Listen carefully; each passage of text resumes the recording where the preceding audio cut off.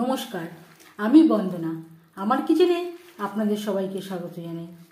আবারও এসে হাজির হয়েছি হাতে মাখা মাছের একটি রেসিপি নিয়ে।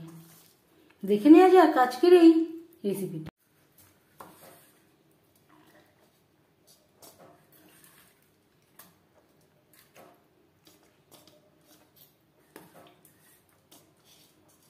মাছের ঝোল বা ঝাল আমরা প্রায় রোজই তৈরি করে থাকি।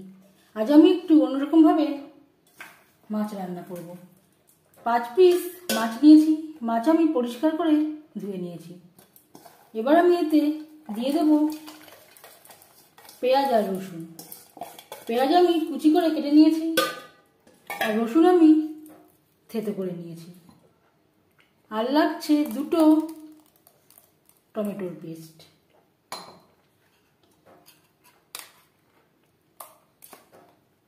দেড় চামচ আদা ও কাঁচা লঙ্কার পেস্ট, পরিমাণ মতো হলুদের গুঁড়ো,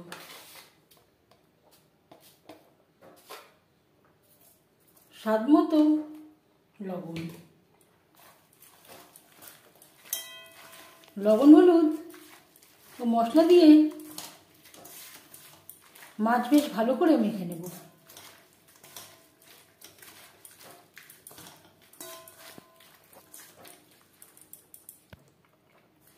পাঁচ মিনিট আমি রেস্টে রেখে দিয়েছিলাম। এবার আমি অ্যাড করব আলু। এখানে আমি 2 বড় সাইজের আলু খোসা ছাড়িয়ে লম্বা করে কেটে নিয়েছি আর পরিষ্কার করে ধুয়ে নিয়েছি। মশলার সাথে আলু বেশ ভালো করে মিক্সড করে দেব। আর দিয়ে দেব কাঁচা সরষের তেল।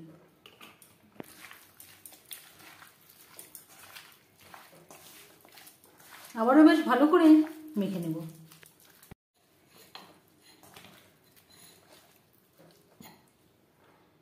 এবার দিয়ে দেব মশলা ধোয়া জল। এই রান্নাতে আমি আর জলের ব্যবহার করব না।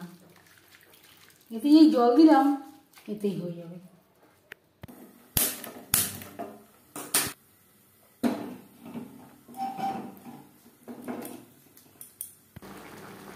পাঁচ মিনিট হাই ফ্লেমে রান্না করে নেওয়ার পর দিয়ে দেবো কয়েক কোয়া রসুন। এটা পুরোপুরি অপশনাল। এখানে আমি 2টা রসুনের কোয়াই অ্যাড করলাম।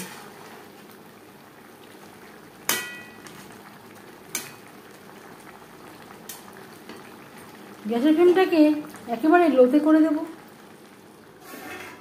ঢাকনা চাপা দিয়ে 10 মিনিট রান্না করব।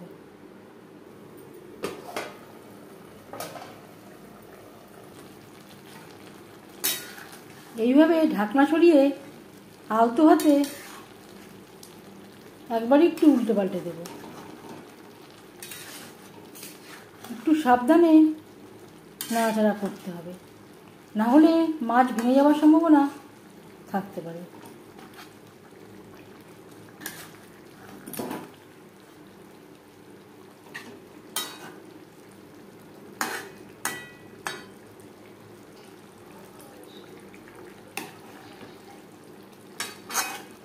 আলু প্রায় 80% কুক হয়ে গেছে। আবারও 10 মিনিটের জন্য ঢেকে দেব। আরও 10 মিনিট আমি রান্না করে নিয়েছি।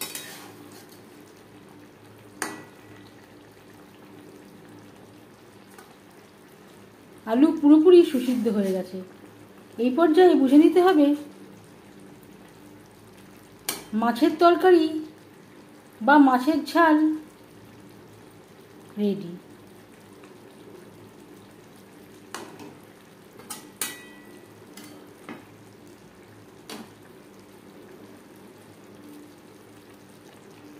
খুবই সামান্য পরিমাণে ধনেপাতা কুচি।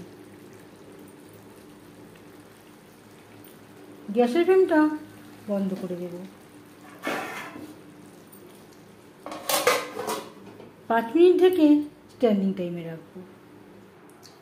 10 মিনিট আমি স্ট্যান্ডিং টাইমে রেখে দিয়েছিলাম।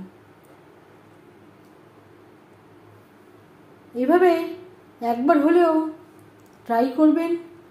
কেমন হয়েছে তা অবশ্যই কমেন্টের মাধ্যমে জানাবেন।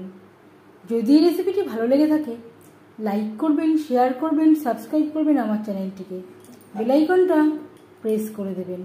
যখন আমি নতুন ভিডিও আপলোড করব তার নোটিফিকেশান সবার আগে আপনার কাছে পৌঁছে যাবে। আপনারা সবাই অনেক অনেক ভালো থাকবেন। এই ভিডিওটি দেখার জন্য ধন্যবাদ।